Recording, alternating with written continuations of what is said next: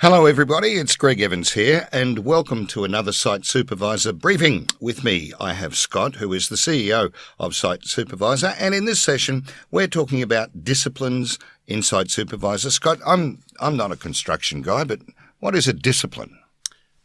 Okay, Greg, so in Site Supervisor we have this concept of disciplines which I'll demonstrate to you, but basically think of it as almost like a folder structure that you've set up for consultants, assigned consultants on a project to take responsibility for areas of the project. What like architectural or electrical or structural? Exactly. Yep. So it's think about how you're going to set the project up, what disciplines you're going to have, and then you basically build that into the structure of the project within Site Supervisor.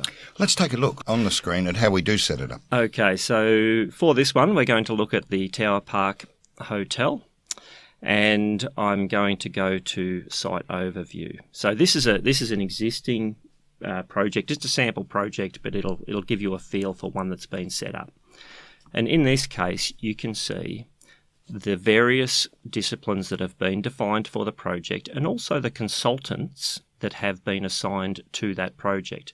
In this scenario, I'm Anthony, and you can see I've actually got a number of disciplines assigned to myself. Yes. Yeah. And why would I do that? Well, it may be for a couple of reasons. It may be because I am in fact taking responsibility for that myself, even as the principal contractor on the project. Or it may be a case that I know I'm going to need to have these disciplines in place at some point, and I'm just basically putting myself in as a placeholder at the moment. So, Scott, let's take an example where you do find a landscape consultant, for example.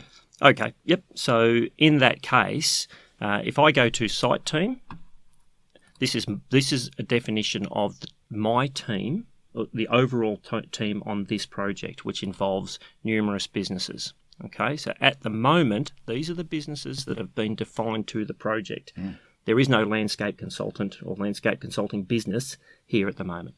So what I would do is, once I have found that business, I could invite them to the project, and I won't go through that in detail now, but I would go through and fill out these details, invite that business to the project.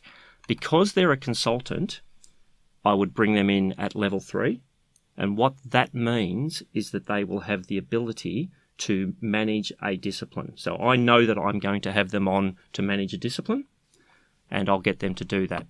I would go through the process of inviting that business, and then they would be invited in.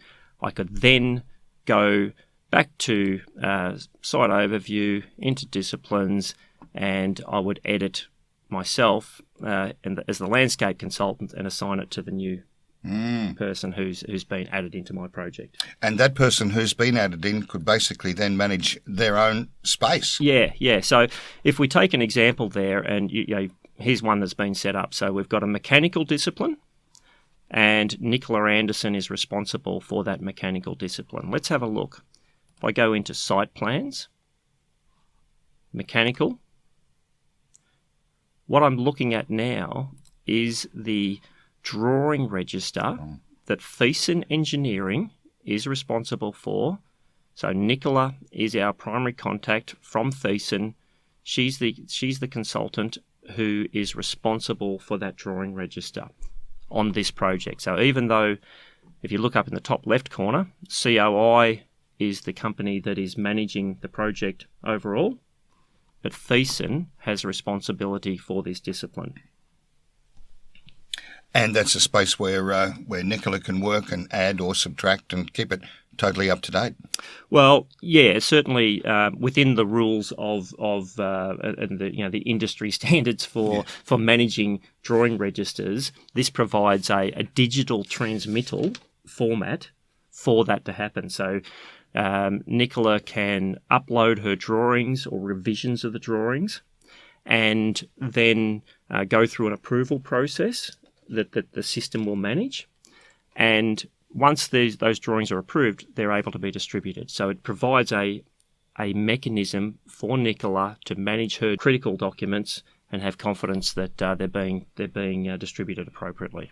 That is absolutely fantastic, and for all the other consultants as well. Scott, thanks very much for explaining that. If ever you'd like more information about Site Supervisor, remember, you can ask us anything. We'll see you next time.